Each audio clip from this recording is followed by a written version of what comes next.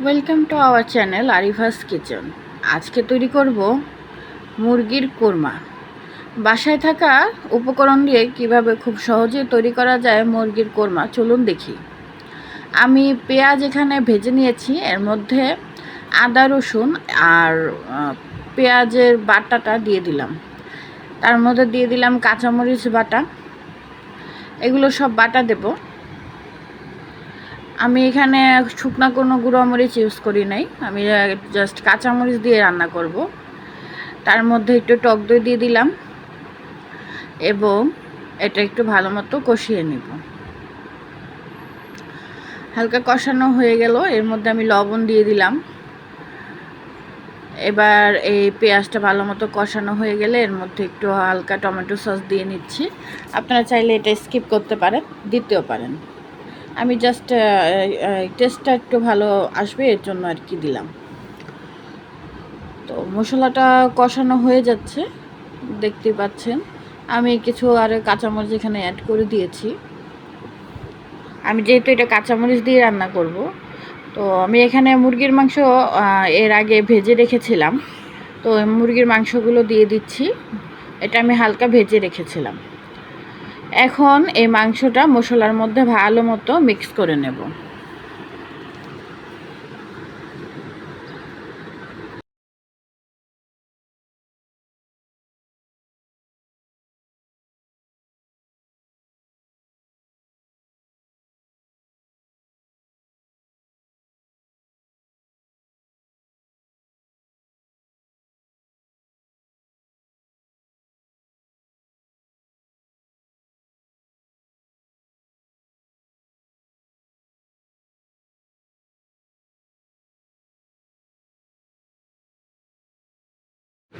আমি আর কোনো ময় মশলা এর মধ্যে অ্যাড করব না।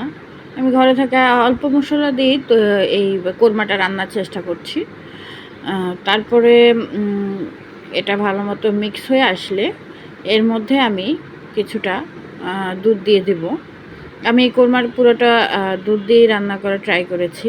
আপনারা চাইলে পানি ইউজ করতে পারেন। এটা দেখুন ভালো মতো কষিয়ে নিচ্ছি।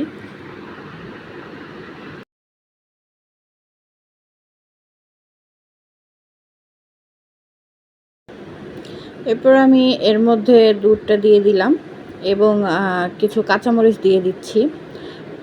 কোরমার মাংসগুলো গলে আসবে, এর জন্য আমি এটা ঢেকে রাখবো কিছুক্ষণ। আপনারা চাইলে কাঁচামরিচ আরও কম দিতে পারেন অথবা বেশিও দিতে পারেন, এটা আপনাদের স্বাদের উপর ডিপেন্ড করে। আমি কোরমাটা অত মিষ্টি মিষ্টি বেশি মিষ্টি পছন্দ করি না, এর জন্য আমি এটাতে কাঁচামরিচ অ্যাড করি।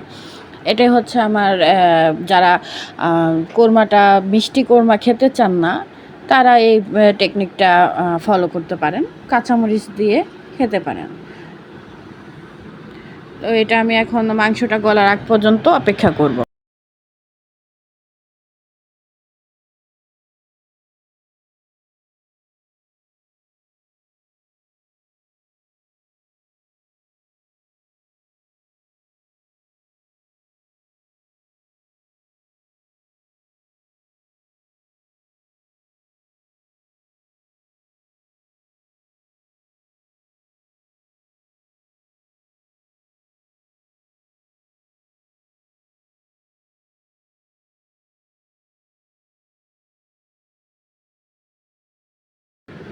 আমার কোরমাটা প্রায় হয়ে এসেছে। এবার আমি শেষে চিনি দিয়ে দিলাম 2 টেবিল চামচ। আপনারা আরও চিনিটা বাড়িয়ে দিতে পারেন, আমি অল্প চিনি দিলাম। এরপর এর মধ্যে আমি বাকি দুধগুলো দিয়ে দিলাম। আমি শেষের দিক দিয়ে দুধগুলো দিয়ে আরেকটা একটু ঝোল বাড়িয়ে নিচ্ছি। আপনারা চাইলে এটা স্কিপ করতে পারেন।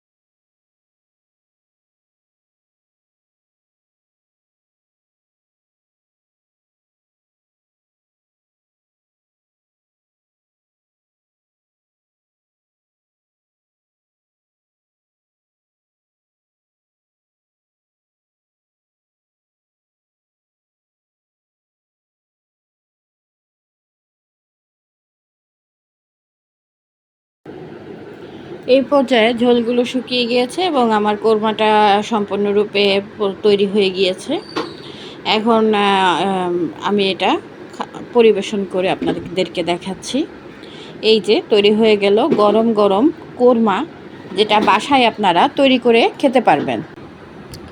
আর আমার ভিডিও যদি ভালো লেগে থাকে অবশ্যই সাবস্ক্রাইব করবেন এবং লাইক এবং শেয়ার দিয়ে পাশে থাকবেন। আর যদি কিছু জানতে চান সেক্ষেত্রে কমেন্টে অবশ্যই জানাবেন, আমি চেষ্টা করব কমেন্টের উত্তর দেওয়ার। এই পর্যন্তই, ভালো থাকবেন, আল্লাহ হাফেজ।